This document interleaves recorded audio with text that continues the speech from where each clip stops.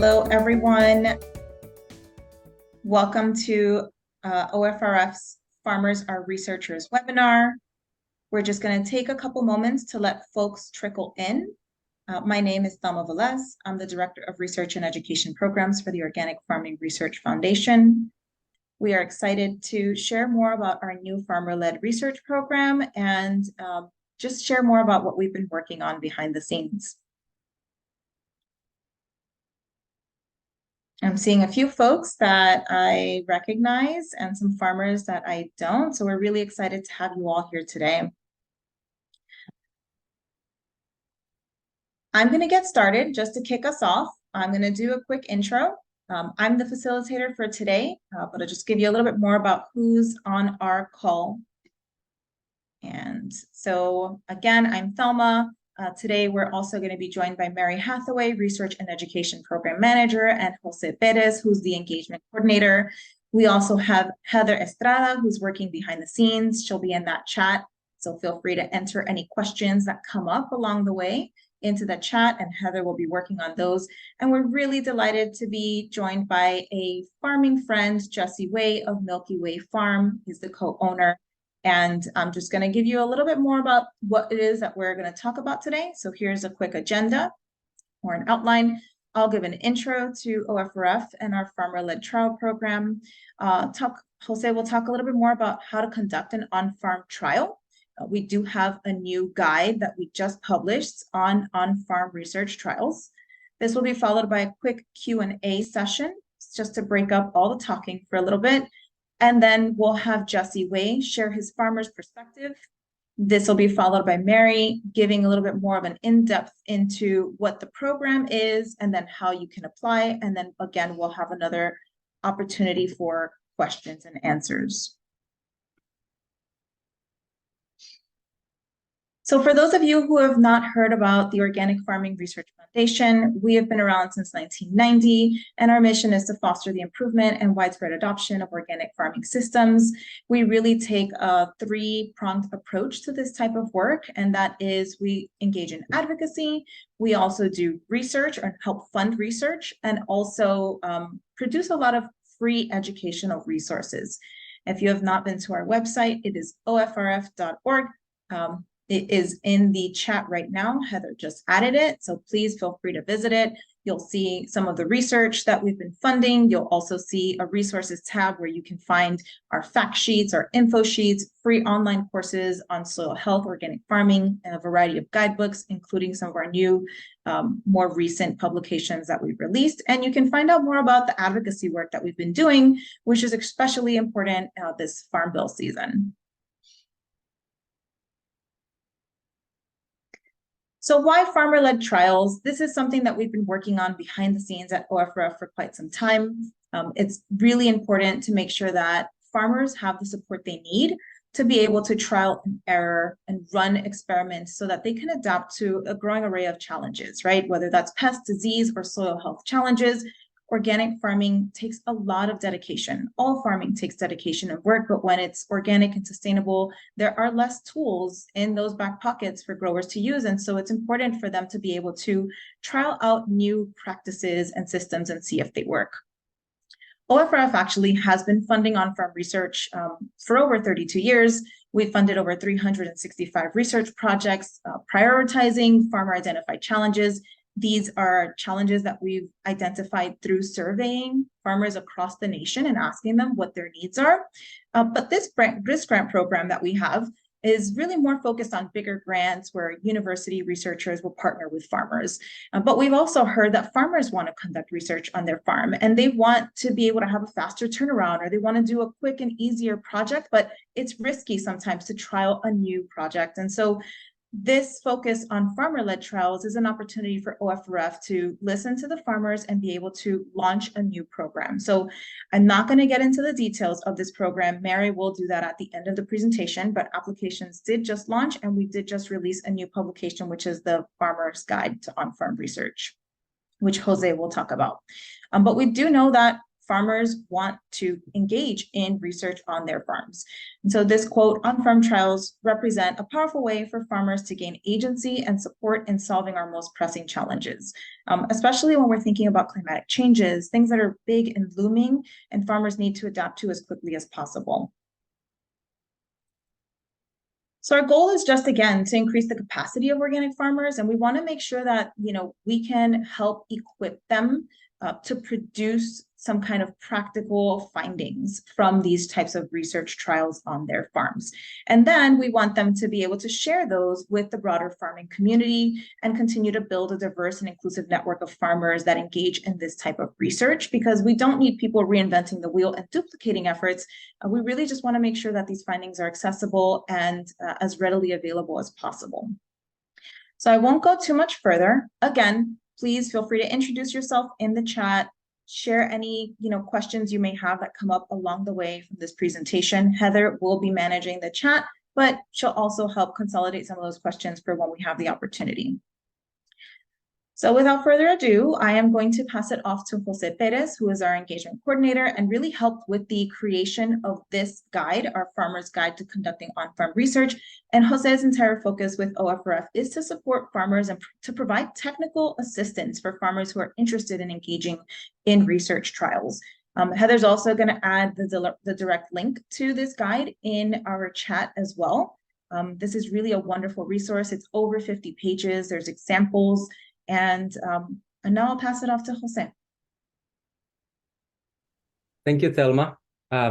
Yes, so we're going to spend about maybe 20 minutes talking about how to conduct an on-farm trial, which is also the title of the webinar today. And so just to frame this, we recognize that you farmers are experimenters by nature. And so what we are encouraging you here is to add a few additional steps to your farm comparisons, your farm trials, to get more reliable results. And so, but before you get started on your own farm trial, it's important to acknowledge and recognize that, conducting an on-farm trial requires time, resources, and dedication, and there is no other way around it. An idea that seems very exciting before planting may not seem very exciting when you have to go and do data collection in the middle of harvest. And so that's, recognizing that these are competing demands in the you're a farmer first. But for some specific research questions or ideas that you really want to get answers to, it's important to do an on-farm trial. Additionally, it's important to learn more about the topic that you're interested in.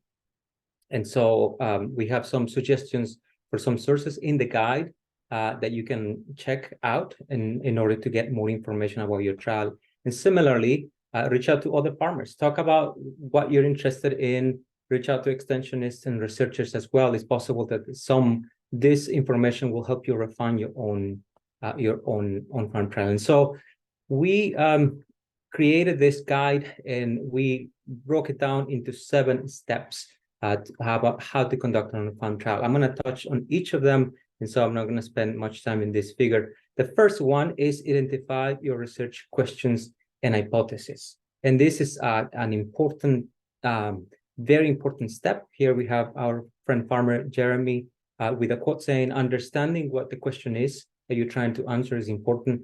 That's the bottom line. And so this is critical to what follows. And so a good question, a good research question needs to be clear and specific. So it's important to narrow down to the species, to the whatever practice you are focusing on. It has to be focused so that it can be addressed and answered in a trial. It needs to be answerable at the same time, or testable in that way. And at the same time, it needs to be complex enough so that it doesn't get answered with a yes or no answer. Here we have some examples here look at the original question here on the left. What's the best cover crop I can use? At what rate and when to incorporate it into the soil?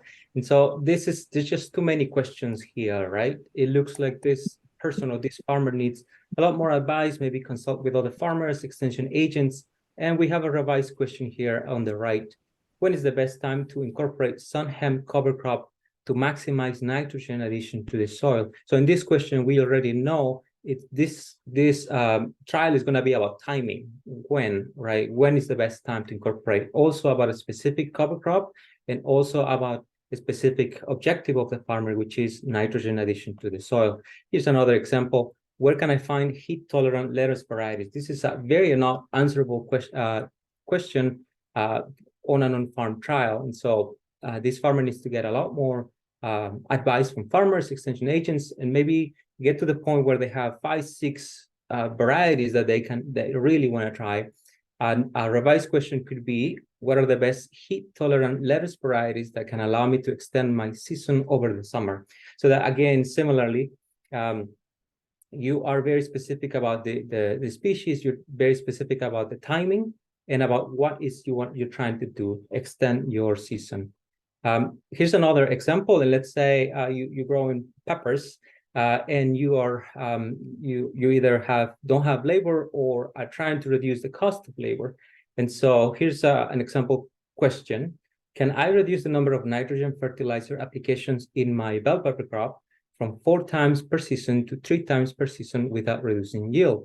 So again, you're already identifying that you're going to compare 4 times per season, a schedule of 4 times per season versus a 3 times per season. And that what you really want to get out is whether or not it reduces yield or not. And an additional step that is also recommended is to create an hypothesis. An hypothesis is more like a statement of what you are predicting, well, the outcome of your trial will be. In this case, an example could be reducing fertilizer applications from 4 to 3 in my summer bell pepper crop will result in higher yields. So these are important steps that you can take, and that will direct the rest of your field trial.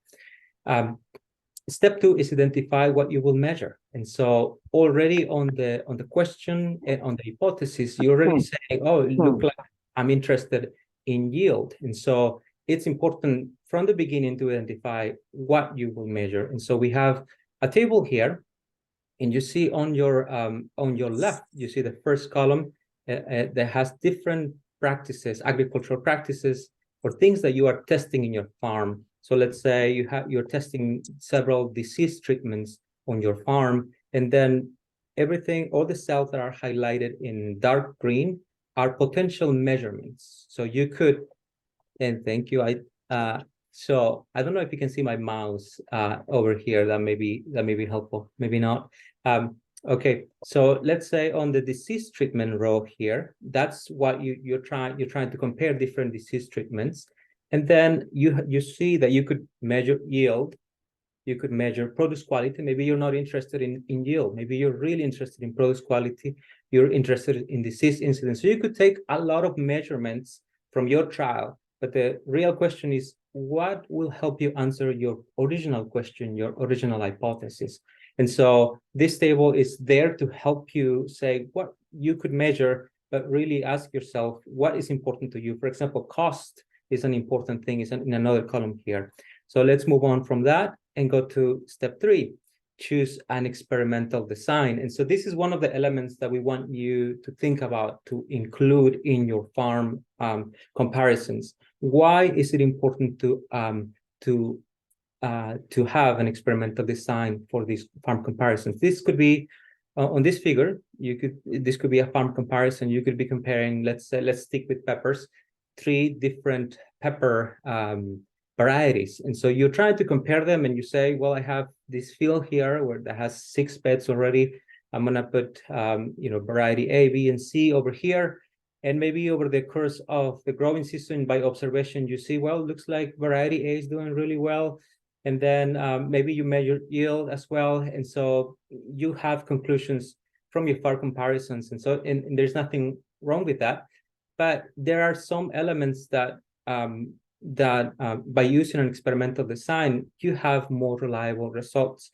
So one of the things that is happening here is that you're not taking into account the variation in the field. And let me see if I can, the variation in the field. And so look at that arrow here, and it indicates a fertility gradient.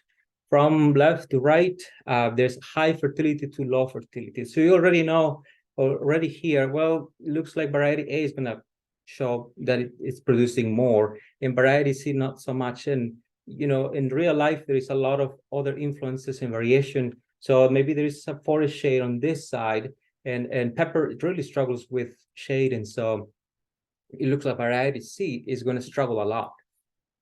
So when you take into account variation, and it could be field history, it could be soil texture, it could be soil moisture gradient on this field. And so that's the advantage of using an experimental design. And take a look at the figure on the right. And so you see the first thing that you see here, that the arrangement of these beds are different now. They are, if the fertility gradient is going from left to right, now you see that the beds are really across that fertility gradient. And now you see that the three varieties, A, B, and C, are in the high fertility zone and also in the low fertility zone. So it's affecting, the fertility gradient is affecting these three varieties more equally. Similarly with the forest shade, you see also the three varieties being affected more equally, not perfectly equal, but more equally by the forest shade. And so you also see that there are, the 4 measurements now, we divide them into, we call it blocks. And that's another element of an experimental design. We do replications. In this case, these are blocks. And so in each block, you have each of your 3 treatments. Another thing that you see here is that the letters, which represent each of your varieties, they are not in order, right? ACV, CVA, that's randomization of these treatments. And that's another element of an experimental design. And that helps you minimize that variation that we talked about. So here's a figure showing you a little bit of these elements. So each letter represents each of your variety. Letter A in this case could represent your control, for example. That's the typical variety that you use or the typical practice that you have, while other letters represent other treatments. So each of these boxes is a plot or a bed, and in each of them, it goes one of your treatments. We talked about randomization already, which is an element. And we also talked about blocking. In this case, for example, this is a different one. We have 6 blocks. So a lot more information, more detailed information is contained in the guide. In fact, everything that I'm presenting today here is really based on the guide that we just published. So we're going to talk briefly on these 3 common research designs. These are called block designs because, again, you separate it in different blocks, and each block has all of your treatments. The first one is the pair comparison, and that's where you compare just 2 things. In this case, fertilizer A and fertilizer B, and in this case, is repeated in 4 blocks. The next one is a 3 or more treatment comparison, and it technically is the complete randomized design, block design. But we call it 3 or more treatment comparison. It's a block design, and the difference is that you just have 3 fertilizers, 3 things that you're comparing. And in this case, it's repeated in 6 blocks. It's recommended to replicate, to have at least 4 replicates in farm trials, but it's also more work. If you have 5 or 6 replicates would be ideal, but again, it's more work. 4 would be recommended as the minimum. This is another design. It's called the split plot design, and that's where you're still comparing 3 fertilizers, but in addition to that, you also want to compare the effect of mulch and no mulch on your crop. And so you could do 2 different experiments, just one experiment for fertilizers and one experiment for mulch and no mulch. But in this case, you put them together. You suspect that a plant that has mulch will respond better to a fertilizer. And so you want to try to figure out if there is interaction. This is a little bit more complex design. Once you have selected your design, then it's time to think about your field. Where are you going to put this design in your field? And also about marking your plots. So this is an example maybe of a farm map. And you can start also own farm map. And so figuring out what is the best field where you can place your own farm trial is important. Is it and it all depends on what fields you have available, right? You have a working farm, and so it's important to see to try to find a field that is homogeneous as much as possible, and think about the field history, think about all those gradients that we talked about, fertility gradients, slope, other types of variation in the field. In this case, the farmer chose field 2, and we can see over there that there are the same three treatments on 6 blocks. In the same way, it would be good, and it's very important to mark your plots. And so to do that, you need a measuring tape, you need flags, you need stakes, you need labels that you need to put in the field, because it's important to mark where each of your blocks and repetitions are located. Remember that once you put all of those, your crops will grow, and so it's possible that also they will overpass at least the height of your labels. And then it's important to train your staff, because it's tell them what you're doing, why it's important, and also to be careful with machinery when they are passing by, because you want to make sure that this area is taken care of throughout the season. The step 5 is really going to the field and start planting, collect your data. And this is an important place to say that everything that you conduct, every other crop activity that you do in your trial, so let's say irrigation, pruning, fertilization, pest suppression, should be exactly the same in all of your treatments, except for the one thing that you're comparing, 1 or 2 things that you're comparing. And so it's time to collect your data. And so here's an example on the left of one of the worksheets that we created.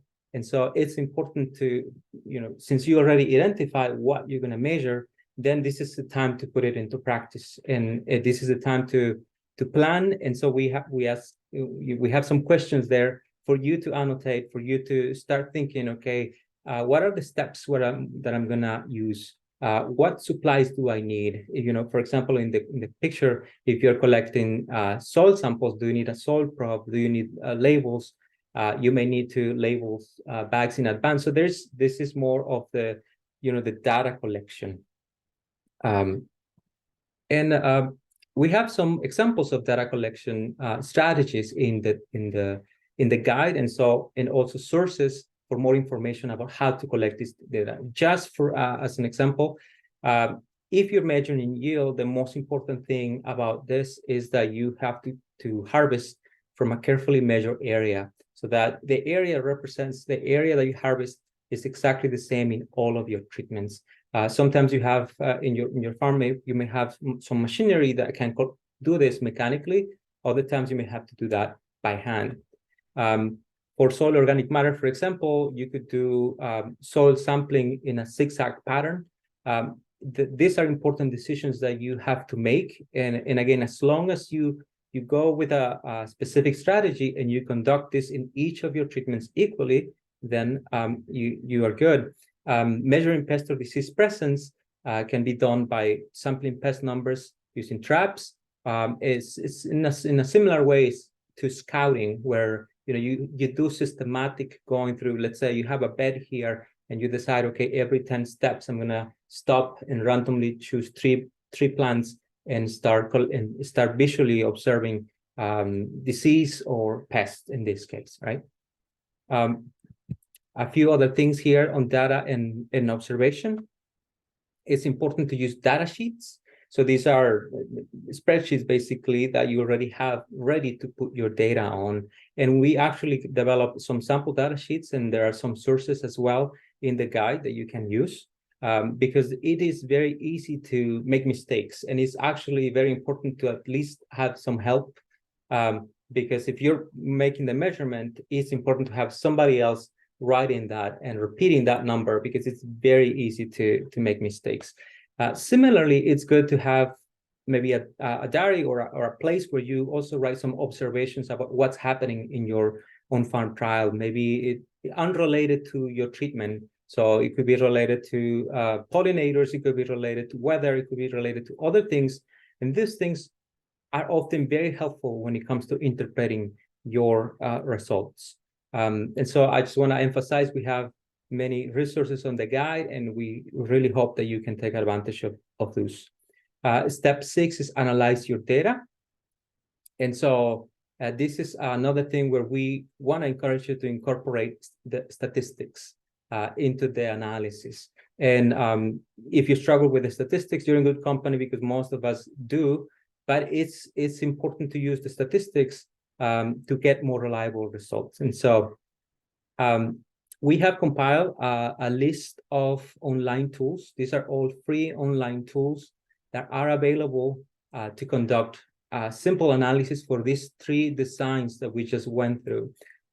Specifically, I want to highlight FarmStat, developed by the University of Nebraska-Lincoln, and the Organic Seed Variety Trial Tool, developed by the Organic Seed Alliance. These 2 specifically were designed for farm trials, for farm research. And so this can do the simple analysis for these 3 designs. The other two tools also can be used, and they're also, again, free. In the guide, we offer more instruction and tutorials for you to use them. Another thing here is that if you are applying to the OFRF Farmer-led Trials Program and you obtain support from us, if you obtain the grant from us, our team will help you conduct the statistical analysis. But we also want to encourage you to try these tools.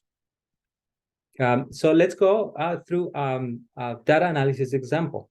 This is just step 6. And let's say, just talk about a blueberry pruning experiment. Somebody, farmer colleagues, or an extension agent said, hey, look, if you prune 50% more plant material in your blueberries, your yield is going to increase. And so you start thinking, you do more research, and you decide, well, the only way I'm going to answer this question is through an on-farm trial. And so you create your trial. In this case, you have treatment A, just is your control.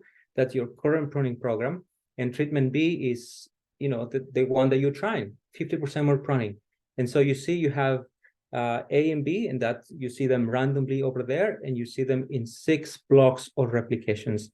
You also have a space there where you put, the important dates, like pruning date. And remember that everything in this crop has to occur the same way, except for the pruning, because that's the thing that you're trying to isolate and to compare.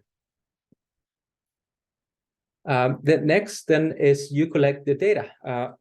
Based from this question, you were interested in blueberry yield. That was the thing that you were targeting. And so when you collected your data, your data was harvest, basically. In this case, is blueberry yield in pounds per plot.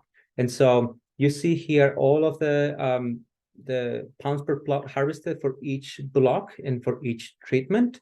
And I want to call your attention to the average. And you see for treatment A, we have 147.67. And for treatment B, we have 149.83. And so there is a difference in average, right? In this case, treatment B is a little bit higher. If we do the math, it's really 2.16 pounds more per plot. And so you could start right here just by using the averages and say, okay, looks like treatment B is better, and I'm gonna go ahead and do that. But that's where the statistical tests come in, and so they help you. In this case, we conduct a t-test using one of those tools that we mentioned before. And the tool provides you with a value called the least significance difference value.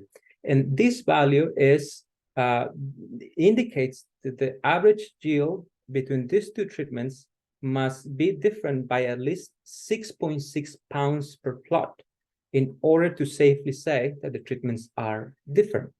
And so it gives you like a threshold.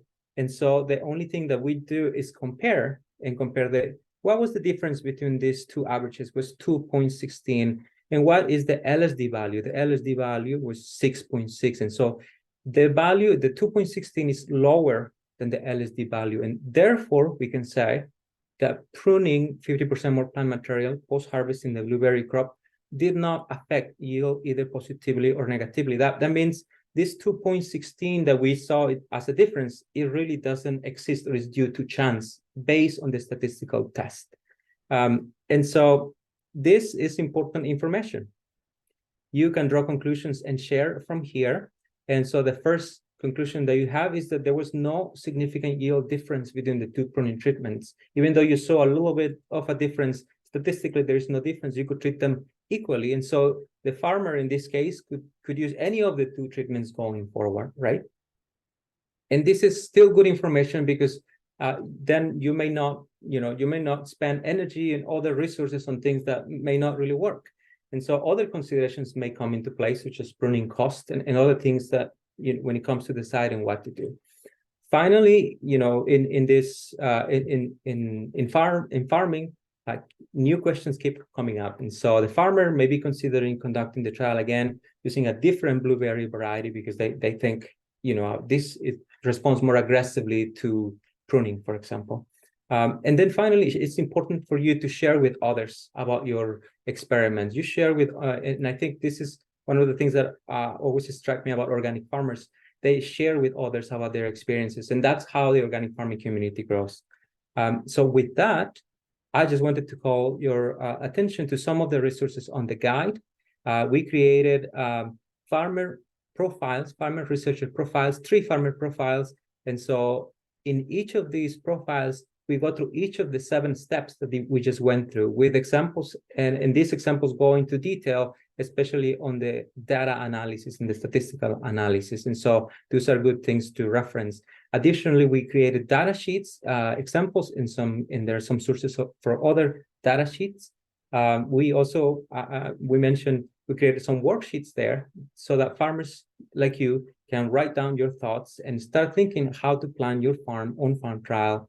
Finally, for inspiration, we have also on Appendix 4 a list of other on-farm trials that other farmers have done in different organizations or other projects. And with that, I'll pass it back to Thelma. Oh, here's my contact information. And feel free to reach out to me. And remember to access and download the guide, which has all of this information that I just presented to you and more. Thank you so much, Jose, for that really insightful presentation. Again, the link to download that guide is in the chat. Heather can add it back in there again. If you have any questions, you can add them to the chat. I'm going to start with one of the first questions that I see here. And that is from Colleen. Jose, Colleen would like to know, how is this LSD value determined? Yeah, this value is determined by the t-test. I mean, it's really a statistical test. You can actually do that through Excel. It really goes to and examine the mean or the average, that average that we were looking at, and seeing how spread out that average is. And so it creates about 10 different calculations in there that we can go into more detail, and there's actually more detail in the guide, but enough to say that it's based on the mean. It compares the mean among these values. So I don't know if that's enough of an answer. Thank you. Thank you. Yes, the information, there's more detail in the guide. And again, anyone who does receive funding through OFRF will be able to have more guidance with any of the statistical analysis as well. I am seeing, where can we access this session and other learning materials? We do still have more of this presentation to follow. And so we'll be able to share more of this information, but in the chat is links to what we're covering now through the guide, and we will be able to share this recording with people who are registered for this webinar as well. Just going to wait one more second to see if there's another question. I do know that there are some questions about the application process itself, which Mary will touch on. But before we jump into that, we want to open it up now to our next presenter. And our next presenter is Jessie Way. So Mary, if you could please hand over control of the slides to Jessie, and then we'll go to the next slide so I can just give a good introduction. There we go. Perfect. Thank you. So Jesse Way is actually a farmer researcher, and he's gone through a different program, not OFRS program, but he's gone through a program with a partner organization of ours, which is the Ecological Farmers Association of Ontario. And this is a really wonderful opportunity for growers up in Canada. But we don't have something as similar for organic growers down this area of the continent. So Jesse is the co-owner of Milky Way Farm with his partner, Megan. And this is a mixed vegetable, 4-season, ecologically focused family farm. He grows on 1.5 acres just outside of Woodstock, Ontario. Milky Way Farm follows a regenerative agricultural approach, and they strive to improve both the health of the soil as well as the microbiota living within it, while they're also providing fresh, organically grown vegetables for the surrounding community. And so we're really excited to have this perspective from a farmer who has engaged in this type of research as well. And I will hand it off to you, Jesse. Thank you. Okay, thank you. You can hear me okay? You sound nice and clear. Okay. I'm just trying to advance the slide. Okay, I got it. Sorry. So yeah, my name is Jesse Way. I farm with my partner Megan on a small scale vegetable farm. So I guess for my presentation, I'll give it like a pretty quick, just high level overview of our farm, our research experience, and then just kind of go into a little bit more on just our experience of the being farmer researchers and being part of the program. So Thelma gave a little bit of our overview on our farm. We're a market garden selling all locally through our own online retail store and a farm share program.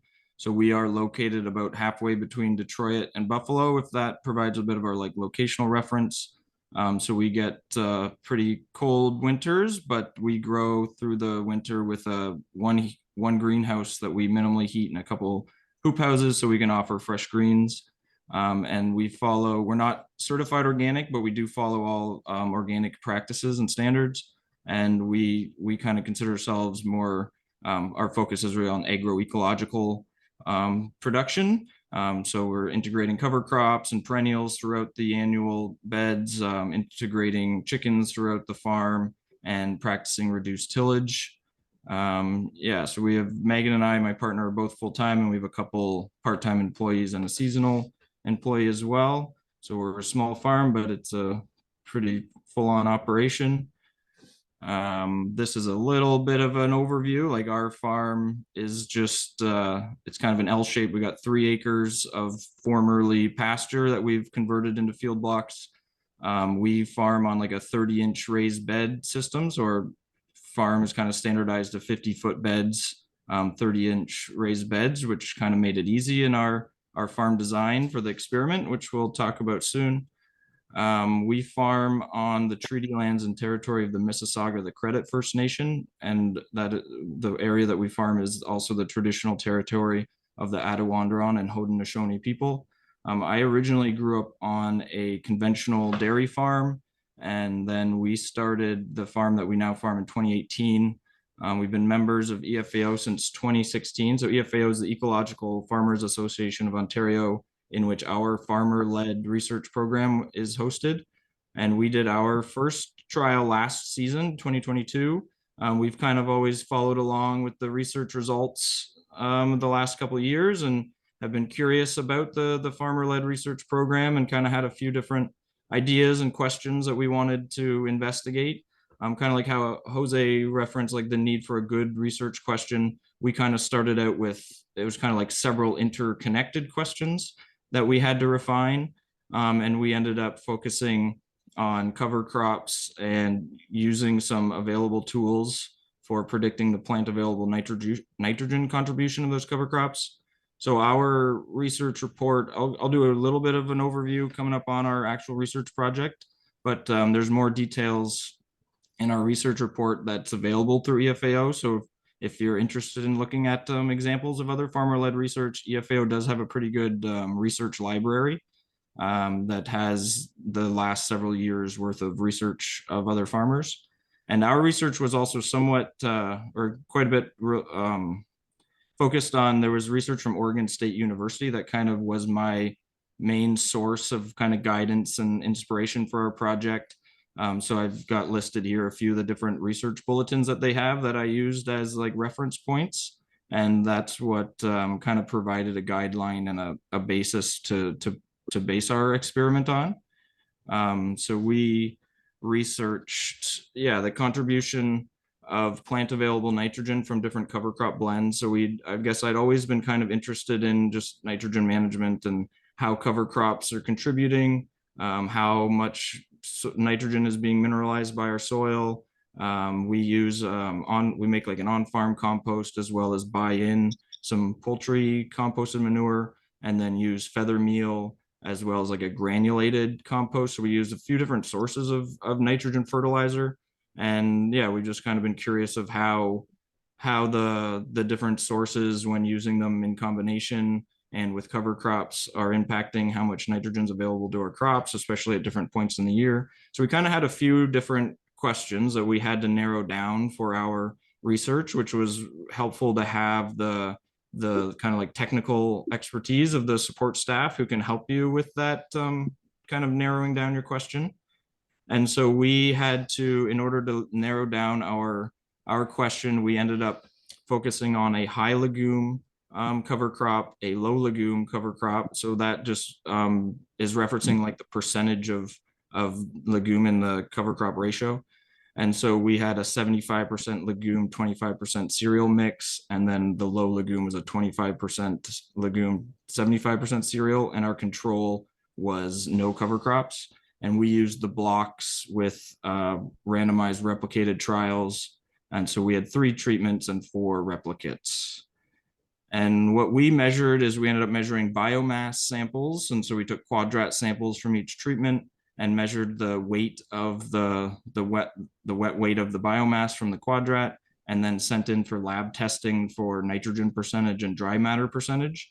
So another helpful part of like being a part of the actual farmer-led research is that we had the sampling was all paid for through the program. So we were able to do like a more robust sampling program than we would normally do. So we got like funding assistance for the lab analysis of these samples. And we also took soil samples at different points in time. And so as part of the process of being in the farmer-led research program, we had created a protocol with our research program directors and helped to create like a timeline and whatnot of sampling. And so we ended up doing 4 soil tests that we tested for soil nitrate. And then we compared that to a online calculator that predicts plant available nitrogen from the cover crop biomass. So we were testing a few different tools that are available to us as farmers to kind of work with nitrogen management, and then had assistance with our technical support staff to kind of understand the data we were getting. And so we found, I'll just give like a quick overview of our results, but not go into too much detail. So we did find that the different cover crop mixes were having different predicted plant available nitrogen contents and different total nitrogen amounts.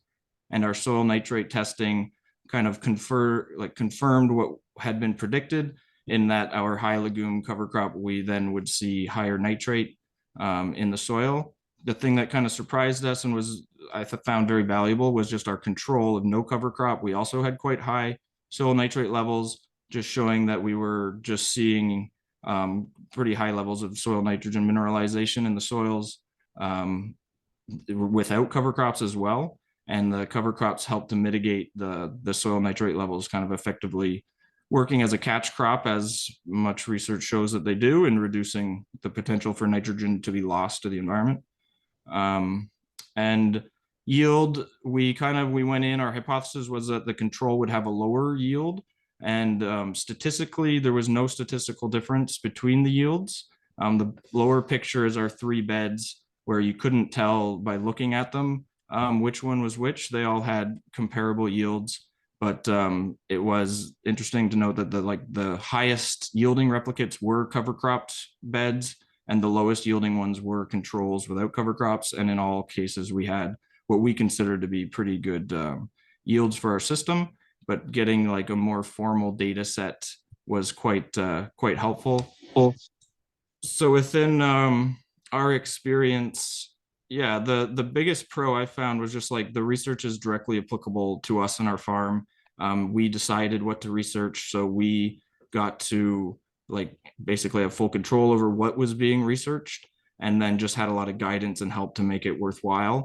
And I think on that note, like if it's relevant to you as a farmer, it's probably relevant to others, which is why like with EFAO's research database, it's nice to be able to go through and see what other farmers have researched, because in several cases it's applicable to our farm as well. And somebody's already put in the time and effort to kind of get more formal data. So that's really nice.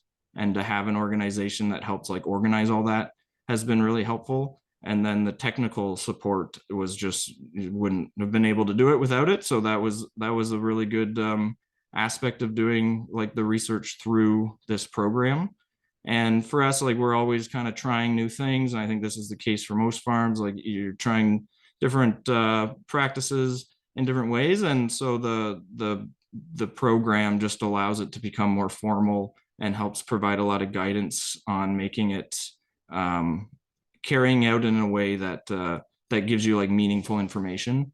And the biggest con is definitely just that it does take additional time and energy. So that's something that you definitely have to be aware of going in. So kind of on a similar note, our challenges were definitely, the biggest challenge was just like adding in the sampling time throughout the season when there's always something else to do. But being a part of the program, I think just kind of like creates a sense of accountability, and that if you're just kind of doing it on your own, it's easy just not to collect data, like robust data sets. Whereas when you're doing it as part of a program and knowing that you're getting funding support and that you have other support as well, it makes it, I think, easier to prioritize. But it's definitely the challenge is that, you know, you have other things that are coming up and that you need to do, but you still have, you know, a responsibility to the program as well once you go through the formal process. So that's definitely the biggest challenge. And just like being, you know, it's just an added thing for not just yourself, but the whole farm team. So like for me and Megan, I was doing like pretty much all the sampling, but that meant like these other farm tasks fell more heavily on her and our farm staff. So that's the biggest thing I think to be aware of. But lessons learned, like going into it, you kind of not exactly sure what to expect, but having the protocol, like we had a protocol going in that we worked on with the technical staff at EFAO, and just being like finding areas that you can integrate a research trial into existing farm tasks. Like for us, one of our measurements was yield. You know, most of the time we take yields, we don't necessarily measure everything carefully and compare what, like if we, you know, in the past I've altered seeding rates or altered the legume content, but we don't necessarily actually go and measure it afterwards to see what the effect was. So having a more formal process for doing that just kind of made it more enlightening, like more useful information. And yeah, trying to, in some ways, if you can, like have it be a part of the farm program, like your existing farm practices or something that you want to do, like makes it easier to carry out, I think, the project in the end. And I guess for me is like we'd always been kind of like passive members of EFO, I guess, kind of like attending webinars or like looking at the results, but not necessarily engaging. And this kind of like, you know, it kind of creates like a little community of like-minded farmers that are, you know, curious about research and kind of formalizing the research process that you're doing on your farm. So it's a nice kind of like group to be a part of, I guess. It's just like farming can be kind of isolating at times, and knowing that you have like support staff that you can reach out to with questions or that can kind of provide additional guidance was a nice aspect of the program as well. So yeah, we found it to be really worthwhile and are planning to be a part of more research projects in the future, kind of taking what we've learned and adding to it and adjusting for future research ideas. So I just found it to be overall like an improvement to our farm in a couple different ways. And I think that's all I have for the for my piece. But yeah, there'll be question and answer, I think, time after that. I can answer any questions if there are any. So thank you. Thank you so much, Jesse, for sharing your experience and some of your findings and what you've gone through and those challenges, especially. I think it's really useful for farmers to hear from another farmer what this might look like. We're going to hold on the questions for now. There is one question that I think both you and Mary can lend some insight to, but We're going to hand it off to Mary Hathaway now, who is the program manager at OFRF for the Research and Education Department. And Mary will be sharing a little bit more about an overview of the Farmer-led Trial Program that we are launching, and it just launched last week, and what it looks like to go through this application process. Awesome. Thanks so much, Thelma. And thank you, Jesse. That was really insightful. It was really great to hear a little bit more about your process on your farm trial with EFAO. So as Thelma mentioned, my name is Mary Hathaway, and I'm the Research and Education Program Manager here with OFRF. And I'm really excited to share a little bit more about our Farmer-led Trial Program and how you can apply. So first, I'm just going to give a little bit of an overview of the program. I'm going to share what the eligibility is and what our funding priorities are, as well as all these great resources we already have available to help you have a successful application. And then we'll just spend a minute or two just walking through the application portal.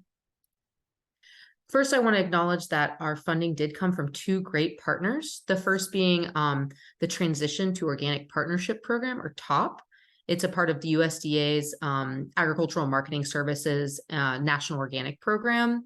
And it's a really great initiative. You can see there's a ton of partners throughout the country that are doing a lot of great creating great resources and mentorships. And we're proud to be a part of that partnership and receive some of that funding that can go to this wonderful program. We also receive funds from FAFO, which is Farmers Advocating for Organic. It's a grant program funded entirely by Organic Valley farmers. And so this farmer-funded grant program is really one of the few that goes solely to organic programming. So we thank both of them for their funding for this project. So a little more about this actual program, this actual application. First thing to know is that our application portal is now open, and we will be accepting applications through December 3rd. So please make sure to get them in before then if you're interested in applying. The grant cycle for this period is 1 year. You can see on the image here just a little bit of what it is. We're hoping to have our project selection completed by January or February, and then we'll sign our agreements in February and March and help design the trials and hopefully begin the projects around springtime. Throughout the summer, you'll be collecting data or doing your treatments, and we'll be connecting with you about your data collection and just checking in. Towards the end of the season, we'll be submitting that data and analyzing it and getting prepped for the virtual forum where you can share your findings with other farmers that are interested in doing research like this. And then the cycle will start again. The grant funds available for this is $1,500. And so at the start of the project, 1,000 of that will be distributed once the agreements have been signed. And the remaining 500 will be paid at the project completion, which is basically once the final findings are there and you've participated in the forum. And I just want to mention that the stipend can be used to pay for supplies, small equipment, data collection tools, or testing, and is really intended to remove the barrier or maybe the overhead of trying something new on your farm. Our program does also come with technical assistance, which might be some of the best part. Working here with OFRF, we'll be helping you refine your research question, helping you design your experiment protocol, setting up ways you can collect your data, as well as helping you analyze the data and how to present your findings. For that, we do also expect a level of farmer commitment. So since we're going to be working closely with you, we want to make sure you're really eager to work closely with us for the entire duration of the project. To do all those things to help refine the project, to submit your data, to take pictures, and to really actively participate in the project. So who is eligible for this program? Any farmer or rancher in the United States or its territories is eligible, although farms must be certified organic or in transition to organic. That is one piece where our funding must go. Participants must have management ability, so you have to have a lease that's valid during the project period time or ownership of the farm where the trials are set to take place. We are going to give priority treatment to people that identify people of color, as well as anyone who is a beginning farmer or is a veteran that served in the military forces. So we do encourage any people of color or veterans or beginning farmers to apply. So what are our priority areas? Our priority areas are pretty wide. I mean, they're basically where the production challenges are for most people. So you'll see in the application portal when we go through it, that there'll be an option to select these. So as long as whatever question you have pertains to one of these topics, you could be eligible. So let's talk about applying for the program. We do have a lot of really great help available already on our website set up, and I'm just going to mention them and then we can quickly go through them. So on our webpage, we do have a really extensive frequently asked questions section, as well as a sample application of at least the meat of the questions and how somebody might answer them. We have the rubric available, so that's how reviewers are going to evaluate your application, as well as the guidebook itself. I mean, the guidebook itself, as Jose mentioned, gives so many great resources on how you'd set up your question, considerations for measurement. And really the point of the application is not to be hard, not to ask questions you don't have answers for, but to really gauge that you've really had some thought into this, that you're committed, and that you really would see some impact of testing this for your farm or for your farming community. So again, this is the web page here. This is what the page looks like, and we're just going to dive in really quickly. So when you navigate to the Farmer-led Trials Program page, you're going to see first, here's apply now. It's awesome. And we'll get right to that application portal real quick, but I just wanted to point out a few things. First, on this page, you'll see the download the new farmer's guide to conducting on-farm research. I encourage you all to do it. It is completely free. There's so much great stuff in there. It does go over a lot of the things I just mentioned, like our priority topics for your proposals. Also these key eligibility items. It mentions, again, that we are here for technical support, and it also outlines the commitment levels and what we are expecting, which again, we notice in the application we go forward. It talks a little bit more about the application process. And if you did want to see the rubric to see how reviewers would evaluate your application, you can check that out. That's open there for transparency. If you prefer taking a look at the application before you go into the portal, you can always check out the blank application we have nested here on the website as well. And again, here's that due date. But I did also want to check right here. You see we've got our program FAQs. There's a lot of great things in here, but I just want to show two pieces that I think are super helpful. And that is what makes my application competitive, which of course, if we're going to take time to apply, we would love to get selected. And this is basically a detailed explanation of the importance of your research, that you've given preliminary effort, that you do have a commitment, and that you've really have the capacity and you've thought through that. The other thing I want to point out is this little part that says, can you give me an example of how to answer the application questions? So this is really the actual application questions, and then we've given some example answers, and you can see they're all pretty straightforward. But I'll let you peruse that on your own time. I just wanted to point out a couple of quick pieces that I think are really, really helpful for submitting a great application. Now let's actually hop into the application. So when we get to the application, this is what the portal looks like. I'm going to do a little sample fill out with you. I do want to note right here, you can save your progress and resume later if you'd like. You just would put in your email and a password, and they will send you an email to come back to this thing. So this first page is real quick and simple. It's basically saying I can commit to working with OFRF. We went over this of making sure you understand that you have a commitment side too. If for any reason you answer no on here, please make sure you give a comment of why that might be an issue for you, just to make sure that this isn't disqualifying for you.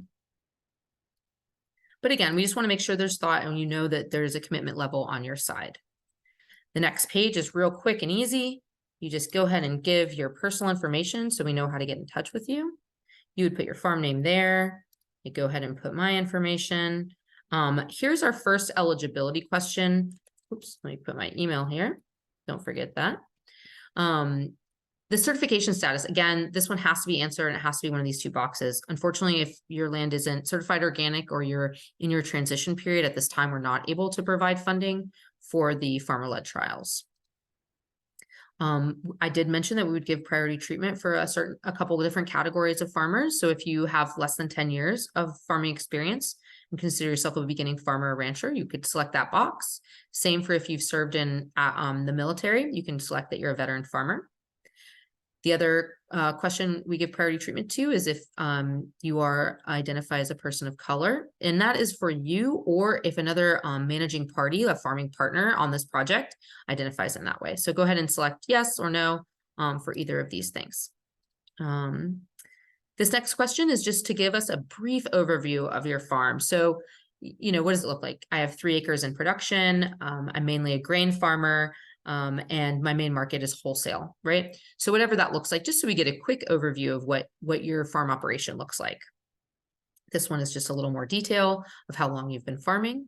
And then here's that question about research priorities. So given your question, you would select any of these that might apply. So if I was looking at cover crop and soil health management, those would be the 2 that I'm looking for.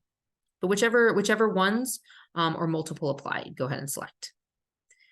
Click next page. And here we are. And this is the last page. So again, we're not trying to make this a difficult one. We just want to get a good understanding of what you're trying to ask and that you have the commitment there. So real quickly, what ideas or research questions are you interested in testing in your farm? We do give word count recommendations. We don't want a ton from you, but we do just want to understand your idea and what you're hoping to ask. Then, of course, number 2, explain why testing these ideas or questions is important to your farm. We want to understand the impact. How would this matter? How would you take this trial and apply it to your farm once you have the results? Question 3 is describing any past observations or research. Jesse in his great presentation kind of showed that he had 3 research bulletins from OSU that he was looking at that inspired some of his work. I'm sure as farmers, you're constantly looking at things of how to improve or different solutions that other farmers have found. So this is a great way to just show us you've got a little forethought into what your research question might be. What treatments or practices would you like to compare in your on-farm trial? So what is it you actually want to test? Is it an amendment? Is it a cultural practice? What do you want to test and try on your farm? List any measurements that would help you answer your questions. So again, what kind of things are you going to need to actually find the answers to this? What measurements are you taking? And this also will help us figure out question 6, which is what materials do you think you may need to complete this research? Again, both of these is just demonstrating forethought, making sure you think you might have those materials or those materials to do this on-farm research would be attainable with the stipend that is provided. Question 7, what do you think are the biggest challenges? This is not just to halt the brakes. This is just to think through so that we can be proactive and make sure there's a way to mitigate the challenges you might have in farming. And it's okay to be honest. We all know that being stretched for time is a thing for all of us. Question 8, in what period of time and months will your on-farm trial run? This is just to get a sense, make sure it could fit within the window of this grant cycle. How much land can you use for this trial? This is just thinking through the fields and whether or not it's feasible to do this trial and making sure the space would be available to do it. Question 10, this is another eligibility question. Just want to point out, do you lease or own this land? If you lease it, just make sure your lease is valid through the period, through the trial period. If you own the land, great, that's all good. If it's other, please just explain what your particular situation is to make sure it's eligible for the funding. And then finally, question 11, how did you hear about this program? We're so excited that you might be interested in applying, and we just want to make sure that these resources get to farmers just like you, so this program can grow in a really great way for many farmers. And then that is it. You would click submit. Once you click submit, you will get a confirmation email. And again, we are hoping that we will be able to tell folks what our selection is by January or February of 2024. So pretty quick turnaround time. I'm going to go back to our program slides here. All right. And that is it for me. I'm going to open it up to questions, of which I hope there are some, and I hope there's a lot of interest in this. But I do just want to say we at OFRF feel that farmers are amazing innovators, and we're really excited to see what kind of questions you have for your operation. Thank you so much, Mary. And we do have a couple questions in the chat. This first one actually came up when Jesse was presenting, and I think both you and Jesse can speak to this. And it's from Jude, who wants to know, if these grants cover your extra time. And so I think sometimes people will hear grant and they're thinking, a bigger chunk of money. We do have partner organizations that offer less than the $1,500 that OFRF is offering. And so Jesse, if you could start by just, explaining what that looks like for you and how you see the grant that you receive from EFAO and offsetting your costs and your time. Yeah, in our case, I believe it was up to $1,000 of like expenses and then like a $500 stipend at the end. So like just the part of it is just like for you for the time being a part of it, and then the bulk of it was for like in our case it was lab sampling, but it can be for other equipment or tools or products for like actual expenses of trying something new or different. But then in addition to that, and the kind of like I guess unnumbered grant app part is the like expertise that you get that goes above and beyond that amount, and that's probably arguably more helpful in many ways. I mean, well, yeah, it's both. They both are helpful, but like having the staff time that you are not paying for as your own farm goes a long way too to helping improve things on your farm. So that was like above and yeah, that's like outside of the grant amount in our case. That's really helpful, Jesse. Thank you.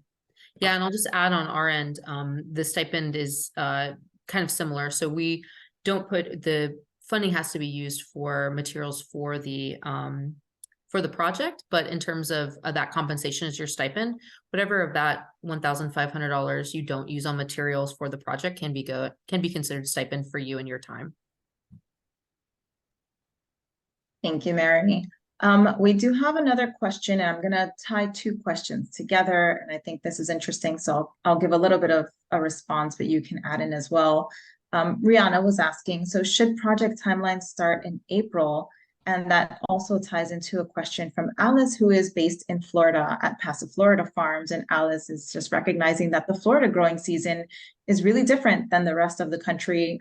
We do have 3 Florida-based staff, so we definitely recognize that that is an issue. And so we are open to exploring a different start or end time for a project that would be based in Florida. But Mary, if you wanted to just give a little bit more insight into that.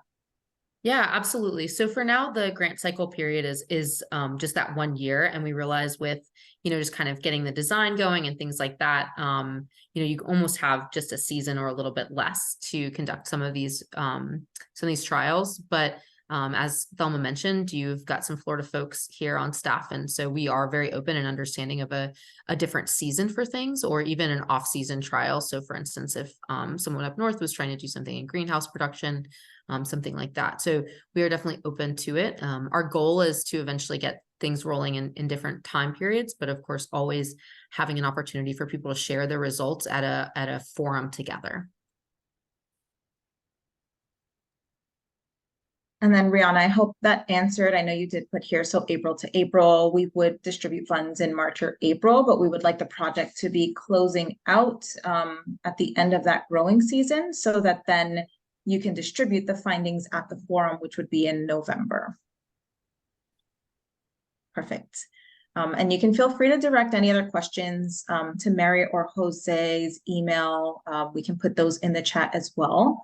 We do still have some time, so we do have someone who was asking whether if it was certified organic, if that meant USDA NOP organic, because they are CNG certified, so that's certified naturally grown, and they've been for years. And so just recognizing, Joshua, I did respond to your question. That's something that we haven't actually unpacked yet, and it's something that we will circle back with the team. And if you send us an email, we will follow up with you.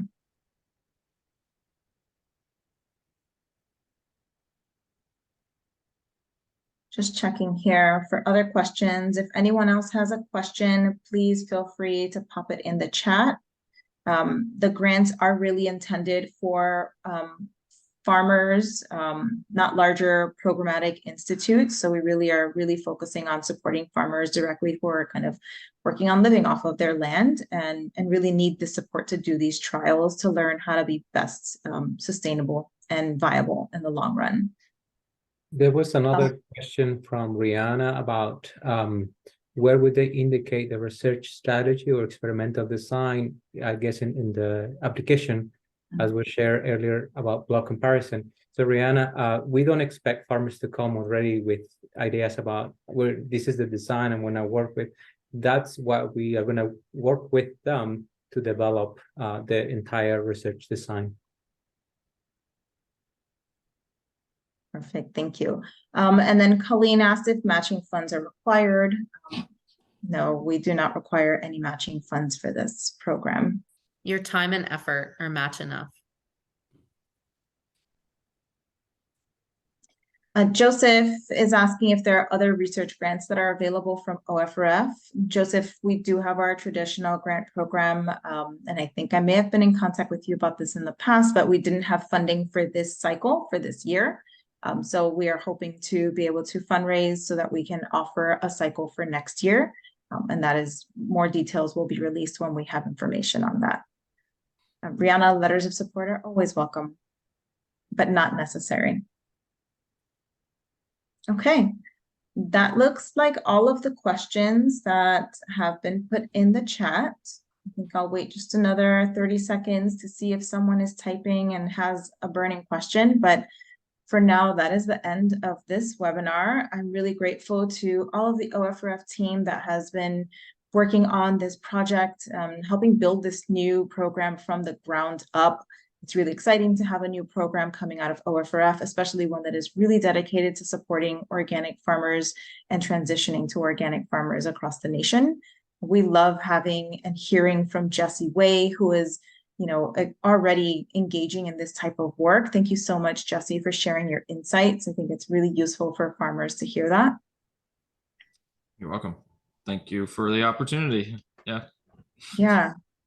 And with that, we will close. If you have not been to the website, again, ofrf.org, please visit our website. If you wanted to get in touch with one of the staff there, you can find our information on our website as well.